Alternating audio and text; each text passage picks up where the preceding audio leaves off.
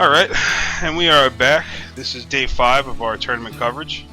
This is the first appearance of our pink Terran, spawning over here on the top right, Unit.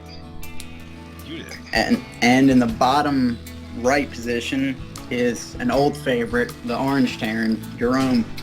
And looks like we're about to bring you the most exciting matchup ever, PvT. Oh yeah.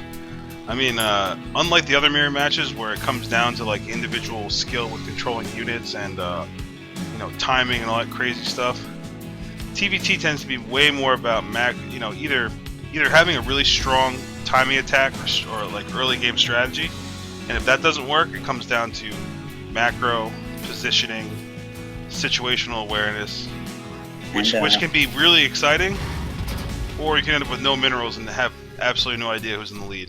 So we'll see how these two players take it.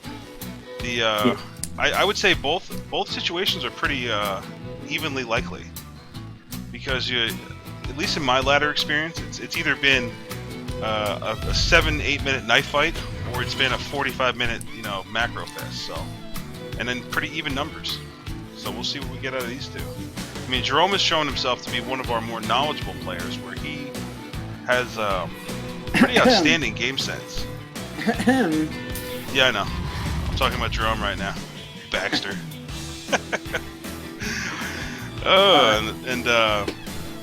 Pretty similar builds here. It looks like Jerome isn't opting to take his gas at 13. Looks like he's gonna have a little bit of an early macro focus.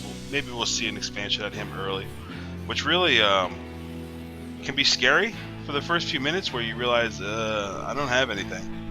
But then all of a sudden you start seeing yourself slowly pulling ahead, and then it becomes just that grinding style where I have more than you have, and that's how it's going to stay for the rest of this game. Yes, I think the unit is scouting close by ground, which you can't spawn at on ladder maps. But that's alright. By the timing of the SCV, he saw that it got there pretty early, so he should know that it's close by.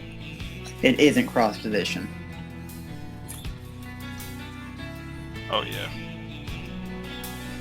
You were talking about how TvT is so macro heavy before. What do you think is the most interesting mirror matchup to watch? Because personally, I like PvP. To be perfectly honest, PvP is actually a lot of fun to watch. Like I'm not a huge fan of watching a ton of Protoss games, because I feel like it just frustrates me, because I go, wow, they can do so much cool stuff. I don't know how I'm ever gonna deal with any of that shit. But but then PvP is just it is just a low numbers fight with high APM.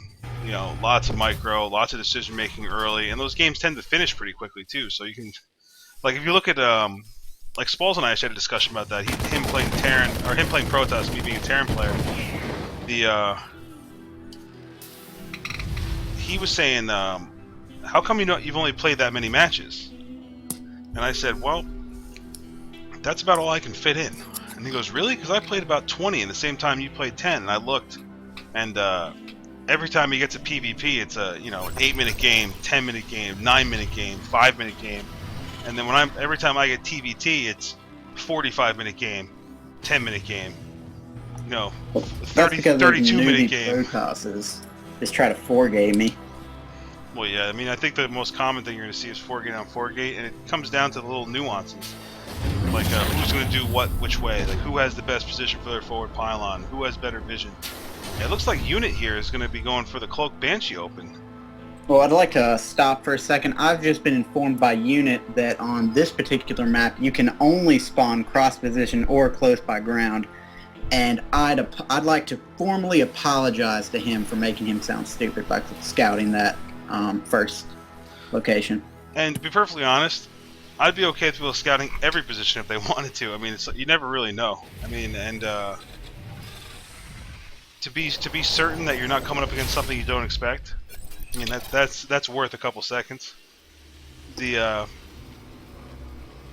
Plus, with the way the tournament's working, you want to make sure that you scout where they can actually spawn. I mean, if someone happened to pick the wrong type of map or whatever, which I'm hoping doesn't happen. So Oh, okay. I felt obligated to inform everyone. But looks like he's going for 2 Banshees instead of 1. He's just gonna hang out outside the natural, avoiding these Marines.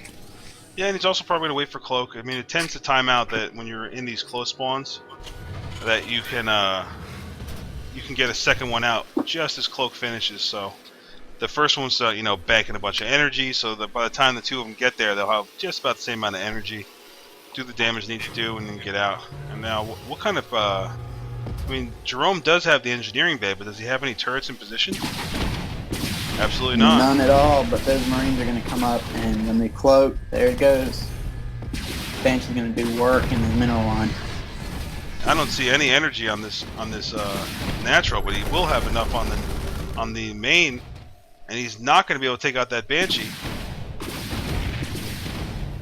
He's going to lose a bunch of SCVs trying to build this turret. Oh, the turret goes up. But it will finish, and that Banshee is gone. Look, where's the second one he built? And it's still attacking, cloaked in the natural. He looks like he's gonna take out a couple Marines. He is finding out which. I mean, this is just a mean way to open this up. I mean, none of these SCVs are working on that turret right now. Yeah, units definitely with those amount of workers killed. Even though he hasn't taken his expansion, he's really put the game into his favor.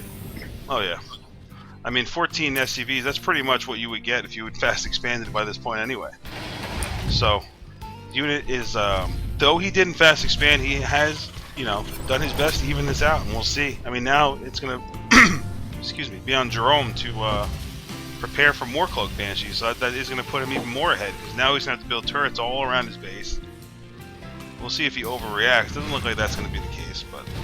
Typically, you can force a really bad reaction from Terran if you come in and do damage to that first Cloak Banshee. All of a sudden, you see 4 turrets, 5 turrets, 6 turrets.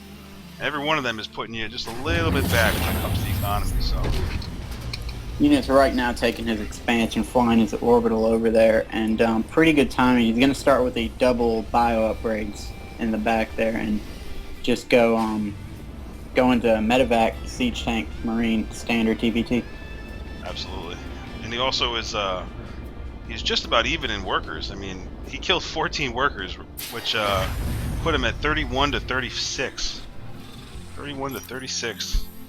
I mean, if you, it's a good thing those guys did damage, because otherwise he would be in a lot of trouble right now. It looks those like Banshees really scared Jerome. He has a sensor tower up. Yeah. I mean that's a pretty smart decision. It's typically not one of my favorites because it is an expensive building, especially early game.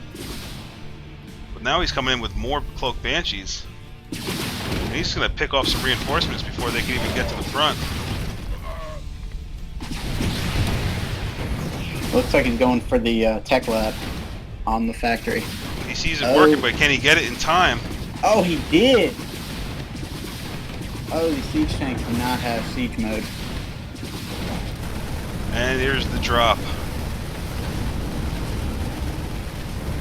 That starport's going down. Looks like he is going to end up supply blocking them if he keeps taking out these supply depots. But the siege tanks are just going to work. He's trying to stem up close to him, hug the siege tanks, if you will. See, that doesn't sound as good as sour about the siege tanks. Yeah, he's not pleased with those siege tanks. They disappoint him. Oh, and so many SCVs are dying to this drop.